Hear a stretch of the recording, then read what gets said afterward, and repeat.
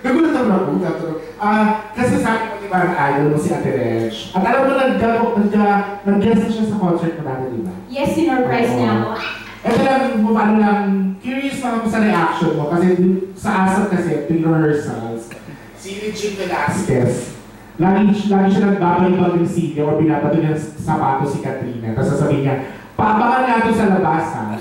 Anong feeling na yung idol mo na nilulook up mo, lalo na dito sa Pilipinas, ay yung nagkabilib sa'yo? Ano po, actually, Mami Darla, na-overwhelm ako kasi si ate sa akin eh. Na-emotional ako. Si ate sa akin eh. Kumbaga, inspiration ko talaga siya simula nung actually, before Beyonce, Regine muna ako talaga. Kasi, lalo na yung mga kinakanta ko sa singing contest, si Ate Reg ang standard namin eh. Kumbaga, pag hindi mo kaya kumanta ng Regine, hindi ka pwedeng mag-singing contest sa mga amateur singing contest dati namin. Tapos, actually, alam niyo po, sobrang thankful. Minsan ko lang po makasama si Ate. At every time na nakikita ko si Ate, talagang stuck up lang ako na ganyan.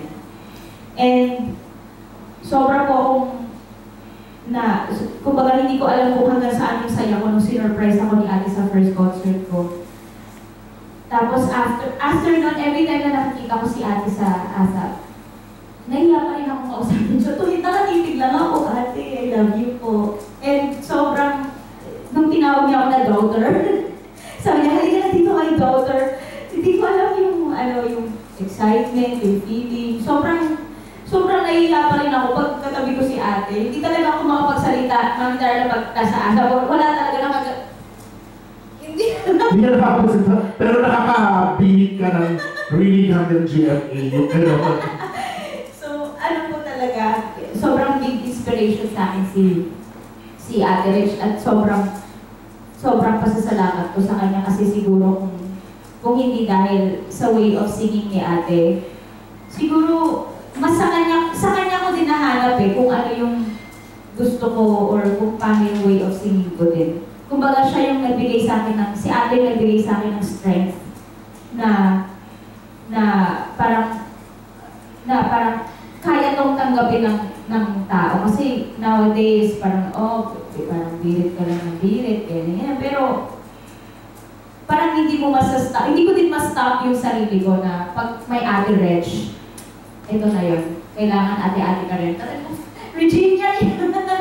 Nabanggit mo yung pagbirat, di ba hindi naman sa kalaman natin na yung very vocal si Ate Reg, di ba, doon sa mga pinagdadaanan niya sa boses niya, di ba? Lalo na sa ASAP na wibreakers mo pa personal, minsan diretso, di ba, kung paano siya nag-frustrate minsan doon sa changes sa voice niya. Ikaw ba may pumapasok na sa isip mo yung minsan ngayon na naku baka pag-isip ko bukas, hindi na ganun kataas ang boses ko, or yung pagiging tao mo lang din, na sumasabi pa sa isip mo na yung Regine Velasquez, aminado na pinagdadaanan niya to, paano ba ikaw, parang gano'n? Lalo na kung hindi yung kinabubuhay mo yung pagkanta. Yes, Mami Darla, meron po mga na parang paano kapag one day, biglang di na lang ako makakanta. Pero siguro kailangan ko din maging prepared sa time na yun, pag dumating yung time na yun. Pero at the same time po, hindi ko, kumbaga, ano bang tamang term dito? Yung hindi ko, yung mga bawal na sinasabi nila, kumbaga hindi ko pinagkakait sa sarili ko na, ay, kumain ng chocolates, uminom ng malamig. Kasi, parang para sa akin po, hindi naman po siya nakaka-affect sa akin. Siguro dahil na-immune na din talaga ako. And siguro yung mga amateur singing contest na ginagawa ko nun. Kumbaga yun yung naging training ko para yung sa stamina ba. Kasi iba talaga yung mga singing contest days. Until now, Mami Darla, yung nag-judge ako sa It's Your Lucky Day, yung segment nila na for singing contest. Meron pa ako Mami Darla na-judge siya. Ang awkward nga na-judge siya ko yung mga nakakalaban ko sa singing contest no, na mga 50 years old na. 50 and up na nagsisinging contest pa rin. At dahil nagsisinging contest sila, iba yung stamina ng boses nila, iba yung strength pa rin. Kaya sabi ko,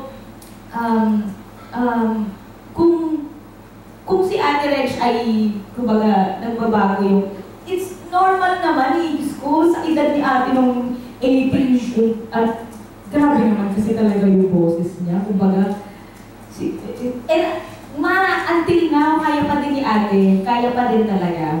Ano lang, syempre yung aging lang talaga. I think it's part of life. Hi, my Katrinatics family. This is your Ma'am Shikat at inimbitahan ko kayo na sana manood kayo ng aking concert.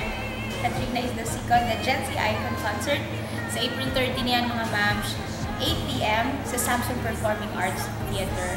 For tickets, punta lang kayo sa www.ticketworld.com.ph at punta kayo sa mga di ba may mga kiosks sila sa pwede nyo na lang, i-google nyo na lang mga ma'ams. I love you!